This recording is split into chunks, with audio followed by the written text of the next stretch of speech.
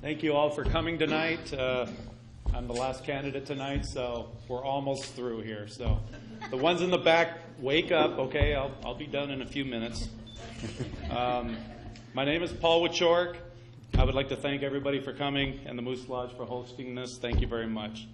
Let me start by saying I work for a branch of the government, the United States Postal Service, for 30 years. I also write a singles column for the magazine of Santa Clarita. Some of you might have read. I'm a single father of two sons. They were both born here, 21 and 18 years old. I know you're all wondering, okay, why am I running for city council? I shouldn't have to say I love Santa Clarita, but yes, I do love Santa Clarita. And I want all of us to have a vote here. I'm here for the people. I'm not here for the politicians. If you're looking for a politician, vote elsewhere. I'm not a politician. I would like to tell you my priorities when I get in office. First one is the drug issue. If some of you don't know about it, you will. The drug issue out here is getting worse. The kids at school can get drugs anytime, any place. I've seen it firsthand. What I want to do is work with the law enforcement out here, get them whatever tools they need to stamp it out. That includes hiring more deputies if necessary. But I want it stopped, or at least slowed down. Number two, the growth out here. And I know a lot of you have talked about it. It's really bad. It's really bad sitting out in traffic. It took me a half hour to get over here tonight from Saugus. It's just incredible. I know we can't stop it, but we need to slow it down. And especially the lights. We got to get those synchronized now, not in 6 months or a year. And I want to preserve what little open space we have out here. Third, I mean, I have a lot, but sidewalk repair. I work in Canyon Country, and they could care less about your sidewalks out here. I don't know why. Why are we putting asphalt on concrete? I'm sorry, but whose brilliant idea was that? Okay? Makes absolutely no sense. If there's a tree causing the problem, you get the tree out of there, you level the concrete, and you put a small tree in. Why do they have to put these trees in that are going to grow 50 feet tall and cause the same problem again? Get it done right the first time. And I'm totally pro small business. I've talked to so many of them out here. I've met so many nice people out here. It's incredible how many nice people are out here. Time. Am I done? 3 minutes. Save that for another time. Yeah. Maybe you could ask a question or two on that. Okay, that'll be good. Oh, thank you. Okay. Now for questions. This is for Sandra Cattell, Sierra Club. In your opinion, what are the most important environmental issues facing our community? That's a great question. Obviously, the two that everybody has brought up, CCAC, Whitaker, Burmite. The one question that I was wondering is, are we asking the right question? We all want it stopped. What happens if something goes wrong and CCAC starts operating? What do we do then? I've been thinking about that problem. Do I have an answer for that problem? No. But that's something that should be, held accountable in case something goes wrong. And that goes with the growth issue too. Once we stop the housing, burst out here, that would help the environment too. Less cars. I can't get rid of some of these cars out here, but I'd like to slow it down big time. I hope that answers some of it. Hi, my name is Carol Schoen, and I'd like you to I'm asking the same question of everybody. Would you be in favor of changing the charter in regards to election of mayor and council and not just rotating the mayor position among the council members? I love that question. I have some of it in my closing statements. But you know what? I mean, I'm going to be totally honest with you. Who running for council would not love to be mayor for a year? Now, I'm not in it for the power, but thinking about it, why wouldn't I want to be mayor for a year? Truthfully. Okay, that would be great. I mean, the mayor of Santa Clarita, how cool is that? I don't think there's anybody running that wouldn't mind doing that. Breaking it into the parts, like all these other ones said. You know, I don't think it's going to get more Latinos. It's not going to get more blacks. It's not going to get more Asians. I think we have a really diverse field this year with the 13. I'm Polish American, so let's go with that. Thank you.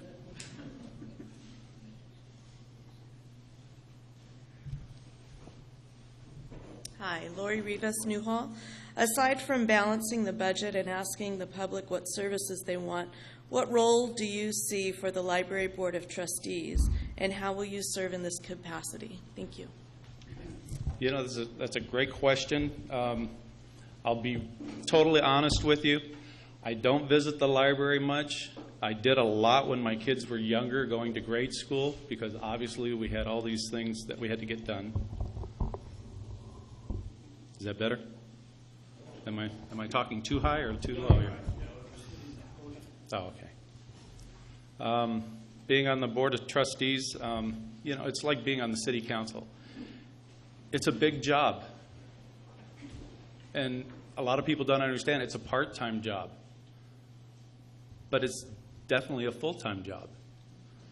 So there's going to be a lot of things that we have to look at, whether it's the libraries, whether it's the elderly, whether it's the kids at school, whether it's new jobs. There are a lot of things to look at for a part-time job. I'm running because I've got the energy to do these things, and I love being out here, and I love working with people.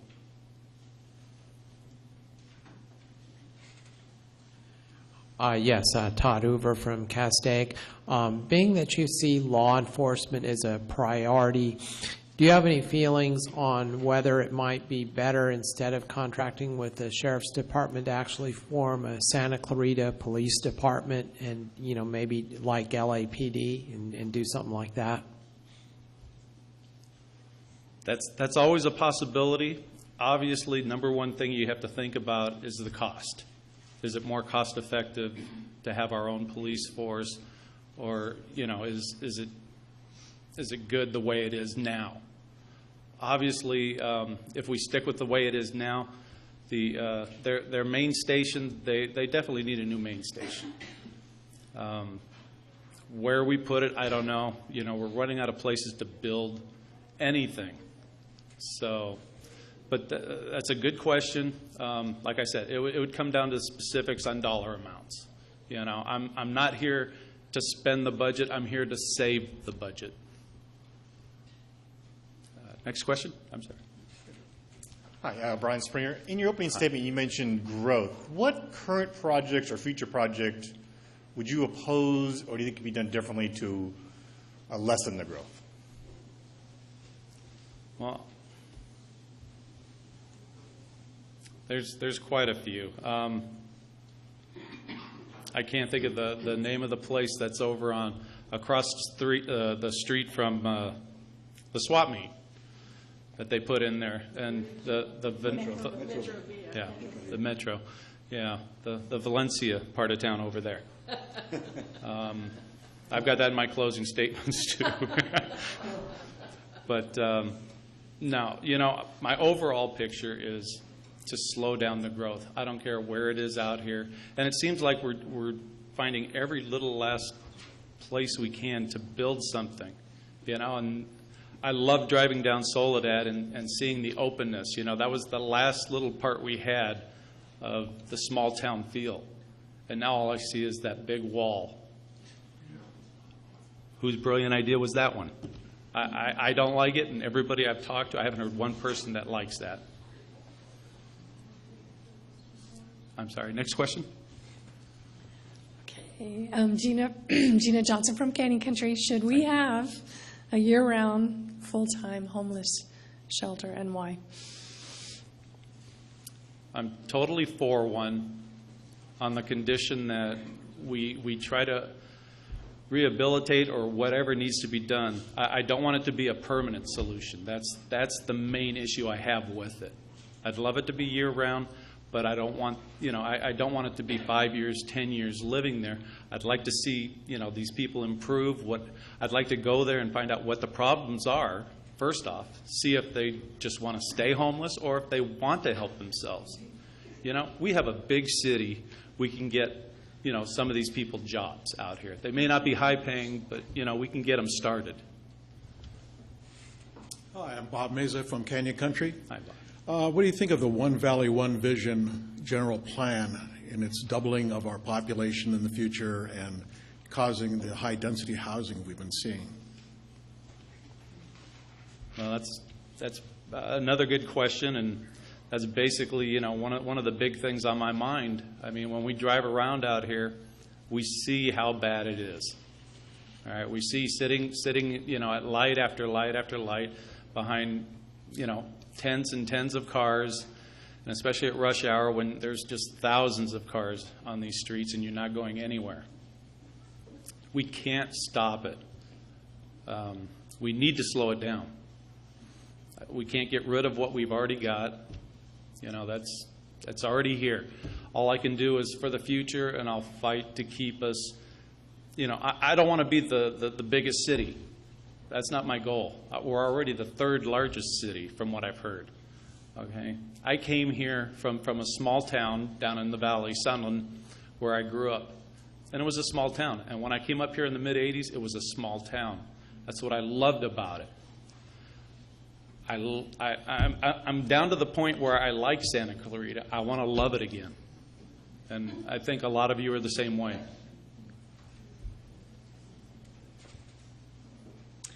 Chair Gilmore, Newhall. Yes. What would you suggest that we do locally to address the issue of global warming? Move. I'm sorry. No. What does that mean? That was just a dumb joke. I'm sorry. But, the global warming, that has to do with the growth. I mean, every time we build another housing tract, you've got more big vehicles out here using up gas, using up water that we could use, especially in a drought, to save. The more housing, the more cars. They've started on the electric cars, which is great, but it hasn't hit a peak yet. Maybe we could get some more, if we need the charging stations out here, that more people would buy electric cars, that would be great. I would love an electric car, because the car I have doesn't get great gas mileage as it is. So that would be a good idea. Hello, my name is Jim Solis. I'm from Saugus. I'm a little curious about your response to homelessness.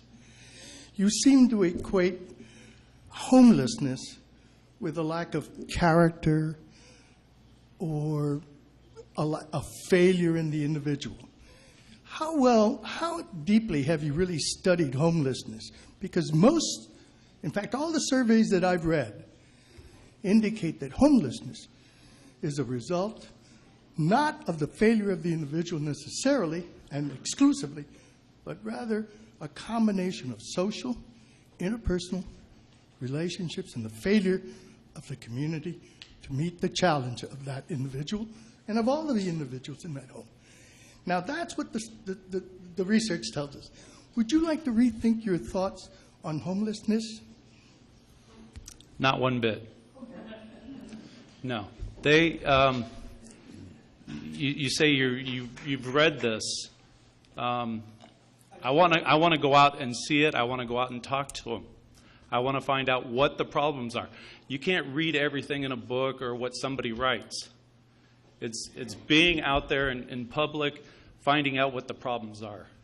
And that's what I want to do here. I want to find out the problems firsthand. I don't want to read it in the newspaper, see what the statistics says.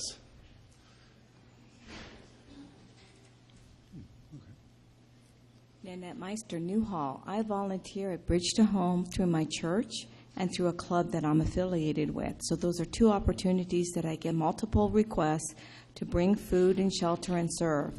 I was there on Sunday serving our community. And I did get a chance to talk to the people there a little bit. Some of us, when we serve, we sit with the people that we're helping and try to, it's a community. Have you had an opportunity to serve there yet? Have you sat with the people yet? Have you talked to the people? No, I haven't, but that is one of the priorities that I want to do. As an individual, I can't do anything about this. As a council member, I can do something about it. The big thing is, I know a lot of you people already have your minds made up who you're going to vote for. The problem, I didn't say all of you, I said a lot of people. The big thing is, a lot of you want change. And you're not going to get change if you just bring in back the two incumbents and you pick one of the other 11. If you want change, you have to pick 3 new council members. And you've got to pick the ones that you think are going to actually go out there and do something for you. It's our community. That's all I have to say on the matter. Thanks. Yes, I just wanted to know, what do you believe is the proper relationship between a council person and the city staff and city manager? A lot of people think that our current city council relies too much on the recommendations of city staff, and do you see yourself as being an independent voice or monitor of that? And I don't know anything about you, but how many city council meetings have you attended in the last year? Thank you. Well, I'll be totally honest, because that's why I'm here. I want to be honest with everybody. I haven't been to one this year. One of my brothers told me I should go to every one of them. And you know what? I thought about it, and I said, you know what? I'm not going to do it to make me look good. But I have watched them at home. And I got to tell you, those are the boringest things I've seen on TV. We need to put some life into it. We need to put some excitement in there. I'm full of life. I'm full of excitement, and so are these other 3 that are here. You know, we want to bring something to the council. Now, obviously, we're going to take recommendations, because that's why we hire these people, or that's why we all hired these people. They're supposed to be the brains behind it, and we're supposed to rubber stamp it, but we're supposed to look at everything equally and what's going to be right for the city. I don't want to do it because I'm helping Joe down the street. Okay, I want to be doing something because I'm helping Canyon Country. I'm helping Valencia. I'm helping Saugus. And I want everybody, every one of the little cities inside of Santa Clarita to be treated the same. Mark Archuleta, Canyon Country. You started off with a lot of passion about being anti-drug and fighting drugs, and I share that with you. I have a teenage son as well, and I'm very passionate to be anti-drug. And I'm just wondering if you have also thought, besides just bringing in more deputies, which would be expensive, but we also already have prisons and jails that are overflowing. And if you have put any thought to why we have this situation with drugs, especially among teenagers? Is it, do we need more money put to boys and girls clubs? Do we need better education? Do we need jobs? Do we need other opportunities? And I'm wondering if you have explored those aspects. That's a great question. What I can tell you is my own experience with a son that did drugs, nothing heavy, but he did drugs. And we had a good heart-to-heart about it. And the biggest problem, and it's what I said earlier, is that it's so easy to get drugs out here. What he told me just blew me away.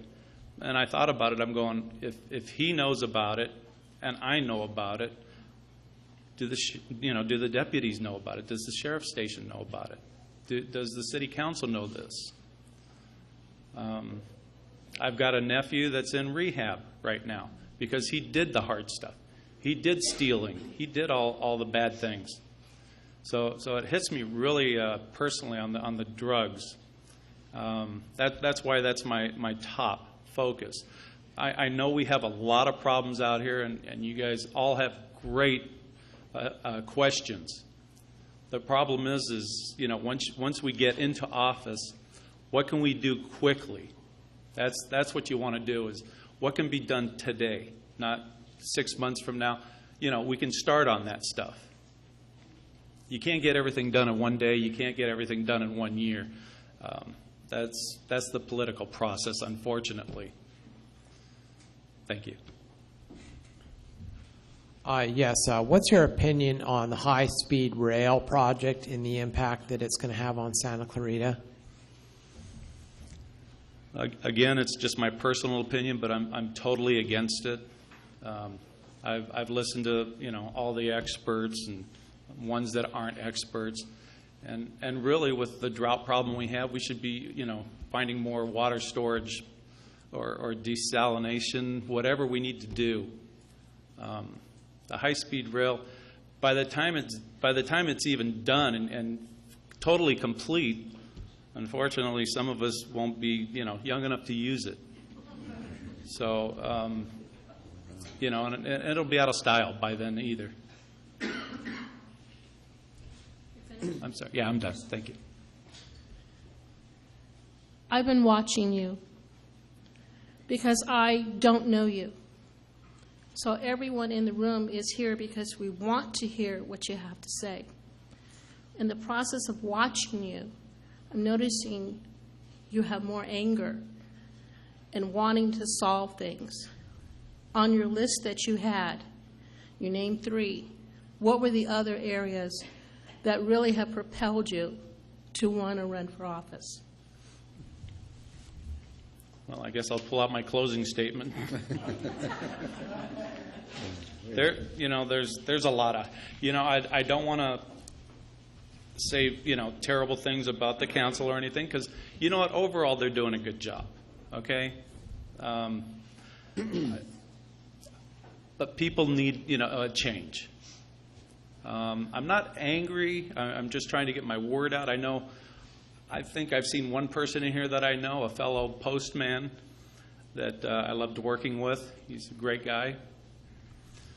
I won't pick him out, so or embarrass him a little more. But I want to get things done out here. I work out in the public every day. I drive down the street. I drive down Valencia, Saugus, Canyon Country every day. I see them, digging up the middle islands and doing what, I don't know, why they're spending money, why they're putting so much into these middle islands when people are coming up and saying we need more for the libraries, we need more for the senior centers. It blows my mind where they're wasting money. And my number one priority is to save us money and to use it where people want to see it used. I hope that answers a little bit. Time. We ran out of time. Excuse me. Is my time done? No, or- the question No more segment is questions. over. Okay. Sorry. I just wanted to thank No. you for your honest response. Okay. Well, thank you. And now for the wrap-up. All right. Well, thank everybody for lasting so long. As you can probably tell, I'm not here to hear myself speak. I'm here to get things done. I know I can get things done if I get into office. I have many endorsements from just about every field out there, but not $1 in donations. I'm not asking for any donations. I'm running on my own. I don't want to owe anybody after the election. A couple things I wanted to actually talk about real quickly. Coincidences. Both incumbents running are mayor and mayor pro tem. That's tough to beat, just having that name on the ballot. But in 2 years, there's going to be 2 other councilmen that are going to come up And I have a funny feeling one's going to be mayor and one's going to be mayor pro tem. So that's going to make it tough again in 2 years. That's one thing that's bad about doing it this way. Both incumbents have been on the council 16 and 12 years respectively. I want 2-term limits. I don't want to be on it more than 8 years. That's plenty. Plenty of time to do what needs to be done. These offices should not be a career job. The incumbents are using my 2 priorities as theirs too. Why? Because everybody is talking about the same thing, about the drugs and about the growth. Well, like I just said, they've been on the board 16 years and 12 years, and they're just learning that now.